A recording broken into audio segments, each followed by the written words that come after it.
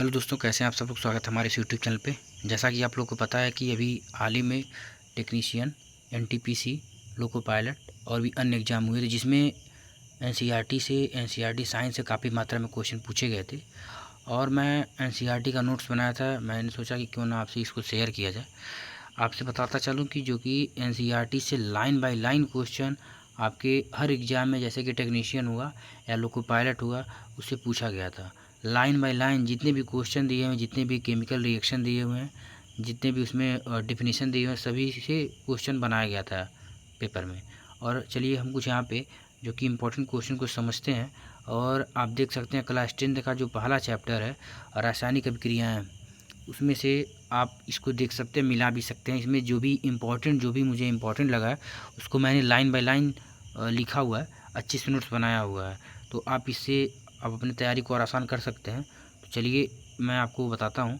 पहला जो सबसे इम्पोर्टेंट मुझे लगा, यहाँ पे मुझे लगा कि 2 mg+O2 हो जाएगा आपका 2 mg, जो कि यहाँ पे बताया जाता है कि जो मैग्नीशियम रिबन का जब दहन होता है, जब जलते हैं तो ये सफ़ेद लौ के साथ जलते हैं।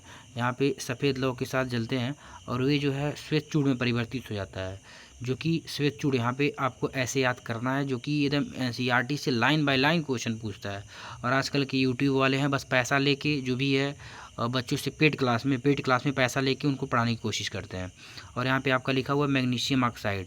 चलिए देखिए, यहाँ पे Mg और O2 दोनों मिलकर क्या बनाते हैं, मैग्नीशियम ऑक्साइड बनाते हैं। यहाँ पे मैंने लिखा भी है कि इन दोनों को हम लोग अभिकारक बोलते हैं, और इसको हम लोग क्या बोलते हैं, जो हमें प्राप्त होता है उसको हम उत्पाद बोलते हैं। चलिए मैं आगे बढ़ता हूँ। आगे बढ़ने में यहाँ पे आपका लिखा हुआ है, किसी भी रासायनिक अभिक्रिया में द्रव्यमान को तो न तो उत्पन्न किया जा सकता है और ना ही ख़त्म किया जा सकता है। इसका मतलब ये होता है कि द्रव्यमान हमेशा जो है बराबर होता है, द्रव्यमान कभी ख़त्म नहीं होता है। ठीक है। और यहाँ पे उसमें एक रिएक्शन भी दिया हुआ है, जिसको 3Fe+4H2 गिव्स Fe3O4+H2। और जो कि रासायनिक समीकरण को जो हम संतुलित करते हैं, संतुलित करने को हमें जो है हीट एंड ट्रायल विधि कहा जाता है। ये पूछा जा सकता है एग्जाम में कि हीट एंड ट्रायल विधि किसको कहते हैं। तो जो रासायनिक समीकरण होता है उसको संतुलित करने की विधि को हम लोग हीट एंड ट्रायल विधि कहते हैं। चलिए कुछ इंपॉर्टेंट रिएक्शन आगे मैं समझता हूँ, जो अगर आप क्लास 10 का एनसीईआरटी आपके पास होगा तो आप देखेंगे उसमें मैंने लाइन बाय लाइन नोट्स बनाया है, और जो कि इम्पॉर्टेंट है। एक एक लाइन बाय लाइन मैंने उसको लिखा हुआ है। चलिए समझते हैं। आगे देखिए, यहाँ पे लिखा हुआ है आपका 6CO2+12H2O गिव्स C6H12O6+6CO2+6H2O। यहाँ पे ये भी रिएक्शन दिया हुआ है आपका। और फिर आगे बढ़ते तो यहाँ पे लिखा कैल्शियम ऑक्साइड जो होता है जल के साथ तीव्र से अभिक्रिया करके बुझे हुए चूने, जिससे मैंने कैल्शियम हाइड्रोक्साइड का निर्माण करके अधिक मात्रा में उष्मा उत्पन्न करता है। उसका रिएक्शन जो है नीचे दिया हुआ है, आप यहाँ देख सकते हैं। लिखा हुआ है कैल्शियम ऑक्साइड। ये आपका पूछा जाता है रिएक्शन, जो कि केमिकल नेम है, पूछा जाता है कि बिना बुझे चूना किसे कहते हैं। ये H2O से अभिक्रिया करके CaOH का होल ट्वाइस बुझा हुआ चूना का निर्माण करता है और उष्मा भी उत्पन्न होता है। आप यहाँ देख सकते हैं, यह एक संयोजन अभिक्रिया है जिसमें दो। अब इसको सबसे पहले एक बात आपको जानना जरूरी होगा कि संयोजन अभिक्रिया यहाँ पे क्या होता है, बहुत ही इंपॉर्टेंट है। संयोजन अभिक्रिया जिसमें दो या दो से अधिक अभिकारक मिलकर एकल उत्पाद का निर्माण करते हैं उसे हम क्या कहते हैं, संयोजन अभिक्रिया कहते हैं। और एक बात और समझ लीजिए, बुझे हुए चूने का यूज क्या करते हैं हम लोग, दीवार को जो सफ़ेदी करते हैं, दीवार में चूना का जो काम होता है, बुझे हुए चूने। सबसे पहले आपका केमिकल नेम पूछेगा कि बुझे हुए चूने का नाम क्या है, CaOH का होल ट्वाइस। ठीक है। कैल्शियम हाइड्रोक्साइड वायु में उपस्थित CO2 से धीमी गति से क्रिया करके दीवारों पर कैल्शियम कार्बोनेट का परत बना देते हैं। संगमरमर का सूत्र भी क्या होता है, कैल्शियम कार्बोनेट CaCO3 होता है। अब इसको लाइन बाय लाइन आप पढ़ सकते हैं, एनसीईआरटी में जो भी उसका निचोड़ मैंने उसको लिखा हुआ है यहाँ पे। आगे बढ़ेंगे, जो लिखा हुआ तो मैंने बताया है, जो भी पढ़ा है यहाँ पे कि कैल्शियम हाइड्रोक्साइड वायु में उपस्थित CO2 से धीमी गति से अभिक्रिया करके कैल्शियम कार्बोनेट की परत बना देता है। यहाँ पे आपका सामने लिखा हुआ है पूरा अच्छे तरीके से। ठीक है। और यहाँ पे आ जाएंगे कोयले का दहन, कोयले के दहन और कोयला जो होता है उसमें ऑक्सीजन गैस मिलकर क्या बनाते हैं, CO2। यह है आपका एक जो है CO2।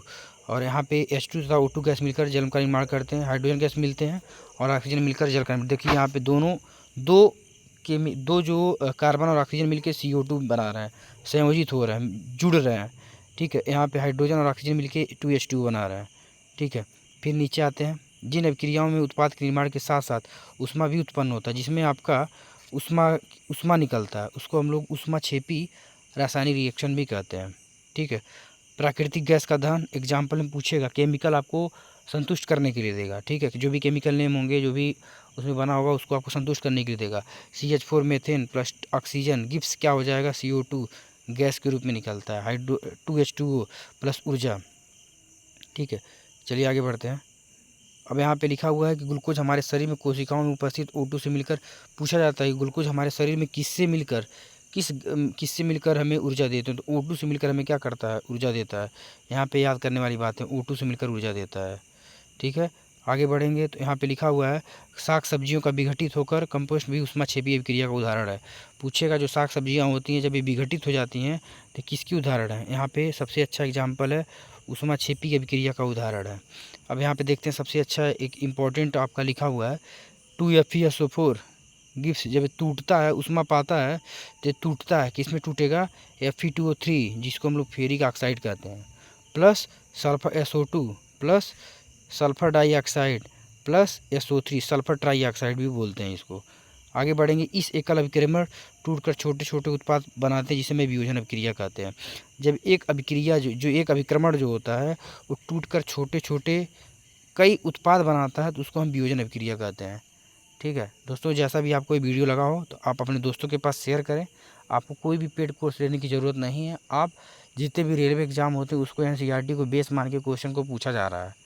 ठीक है, तो इसको आप अधिक से अधिक लोगों के पास शेयर करें। जय हिंद, जय भारत।